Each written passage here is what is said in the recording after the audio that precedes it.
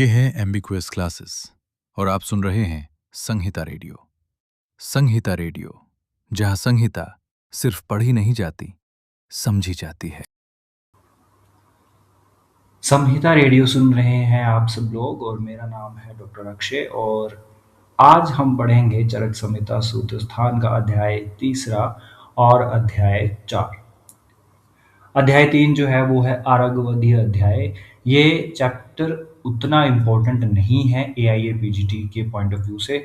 आज तक यहाँ से 2 से 3 प्रश्न ही पूछे गए हैं, इसीलिए फटाफट जो मेन पॉइंट है उसी को हम आज इसमें रिवाइज करेंगे। चैप्टर शुरू करने से पहले आपको एक बात बिल्कुल ध्यान में रखनी है कि चैप्टर 3 में जो है वो डिफरेंट टाइप ऑफ एक्सटर्नल लेप की व्याख्या की गई है। चैप्टर नंबर 3 में जो है बहिर्परिमार्जन चिकित्सा के बारे में वर्णन है और चैप्टर नंबर 2 जो हमने यवागु वाला चैप्टर पढ़ा था अपामार्ग तंडुली अध्याय, उसमें इंटरनल मेडिसिन जो मेडिसिन पी जाती हैं या मुंह से ली जाती हैं, अंदर ली जाती हैं, उसको हम बोलते हैं अंतः परिमार्जन चिकित्सा।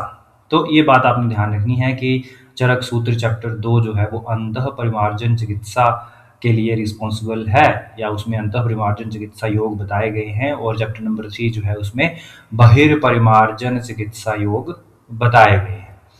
चैप्टर नंबर 3 जिसका नाम है आरगवधीय अध्याय, उसमें आप सबसे पहले लिखेंगे कि चरक ने सिद्धतम चूर्ण या लेप या प्रमेह जिनकी टोटल संख्या आचार्य चरक ने 32 बताई है।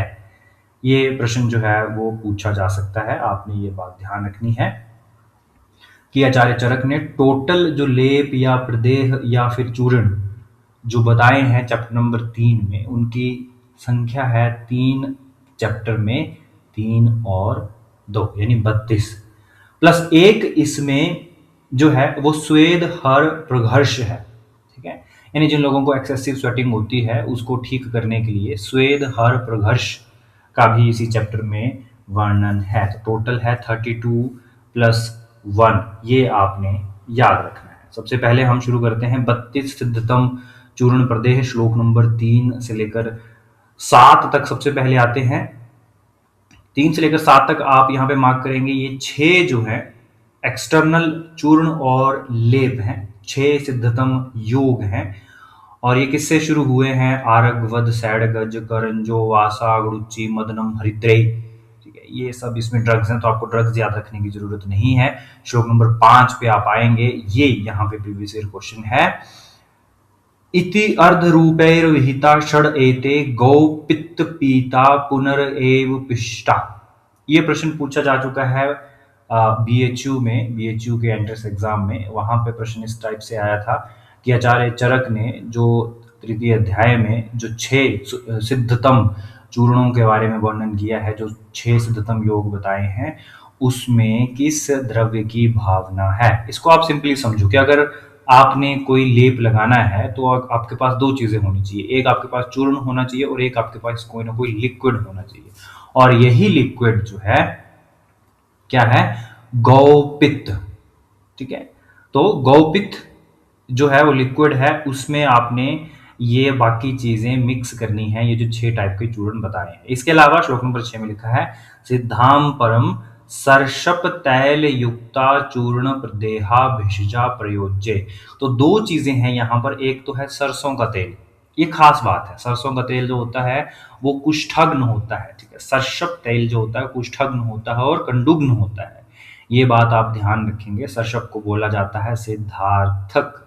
तो सिद्धार्थक स्नान जो है वो कुष्ठ में किया जाता है, यानी कि कुष्ठ जो कुष्ठी रोगी है जिसके स्किन में बहुत सारे पीड़िकाएं हैं या बहुत सारा कुष्ठ रोगों से हुआ है, तो आचार्य चरक ने चिकित्सा स्थान में सिद्धार्थक से स्नान करने को कहा है कि सरसों के तेल से स्नान कीजिए। तो यहीं पे वो बात क्लियर हो जा रही है कि जब हम एक्सटर्नल लेप की बात कर रहे हैं तो आचार्य चरक ने कहा कि ये जो 6 मैंने सिद्धतम चूर्ण बताए हैं उनको आपने सरसों का तेल उसमें डालना है और गौपित्त डाल के बढ़िया लेप बना के आपने रोगी को उसका लेप करना है। तो ये प्रश्न पूछा जा चुका है BHU में 2013 में। इसको आप मार्क कर लेंगे कि 6 सिद्धतम लेपों में किसकी भावना देने को कही है आचार्य चरक ने, तो गौ, पित्त और सर्षप तैल की। फिर ये कहाँ पे यूज होता है, श्लोक नंबर 7 में लिखा है, कुष्ठानि कृच्छाणि नवम किलासम सुरेश लुप्तम किटिभम दद्रु भगंदर अर्श अपची स पामा हन्यु प्रयुक्ता। अब आप इसमें देखेंगे क्या क्या इसमें बीमारियां बताई गई हैं। सबसे पहली चीज है इसमें कुष्ठ। 7 प्रकार के कुष्ठों में जितनी भी, क्योंकि आपने ये बात ध्यान रखनी है कि गंडू सभी कुष्ठों में होता है, तो 7 प्रकार के कुष्ठ ठीक करता है।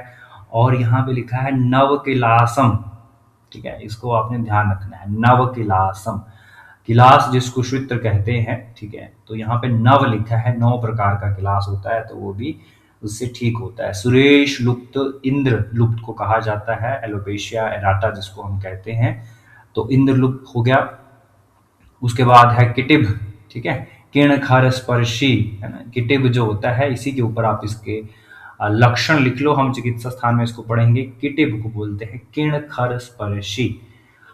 उसके बाद है दद्रु, ठीक है, भगंदर है, भगंदर भी वेरी इंपॉर्टेंट, भगंदर में भी बहुत ईचिंग होती है। अर्श, भगंदर और अपची है इसमें, ठीक है, अर्श, अपची, भगंदर और पामा, ठीक है, तो आप इसको यहाँ पे बाप करके लिख लो, BAAP।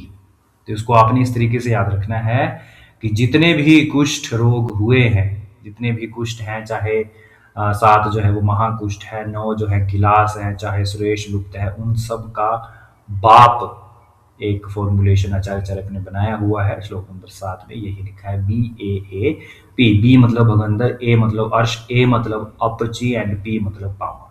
तो इससे आपको कुछ चीजें याद हो जाएंगी। यही जो हिस्सा है इस चैप्टर का सबसे इंपॉर्टेंट है, यहीं से कुछ कुछ प्रश्न जो हैं वो आज तक बने हैं। अगले पेज पे आ जाएंगे, श्लोक नंबर 8 और 9 में है कुष्ठ आदि लेप।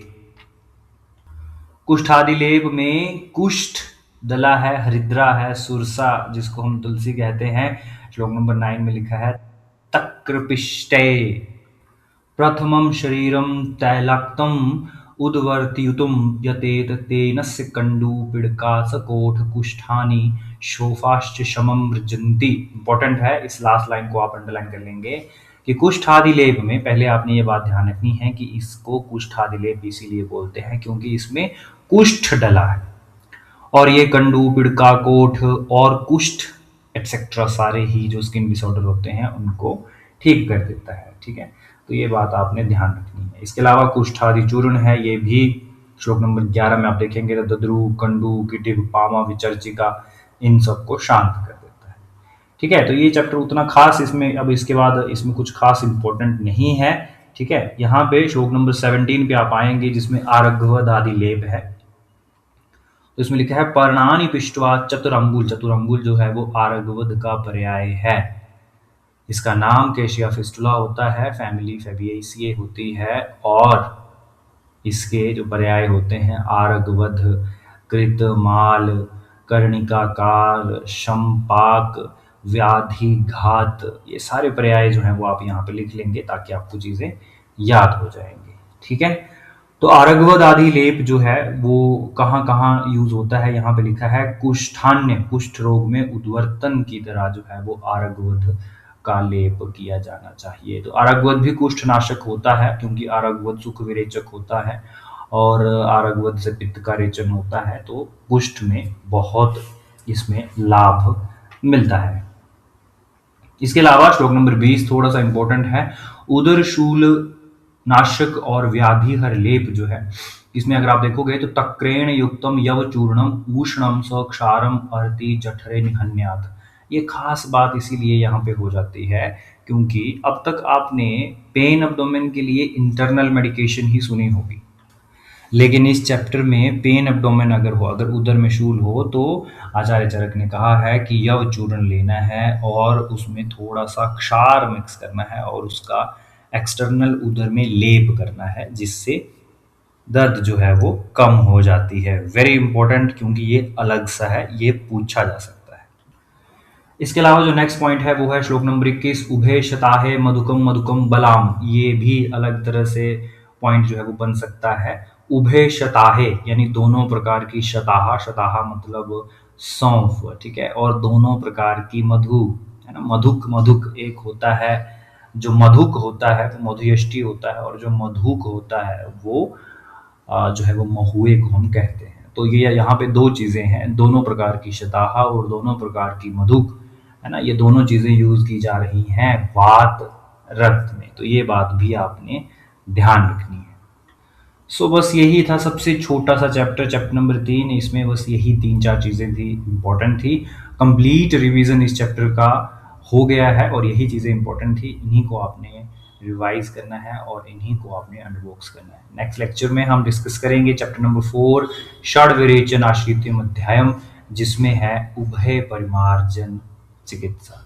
तब तक के लिए थैंक यू सो मच।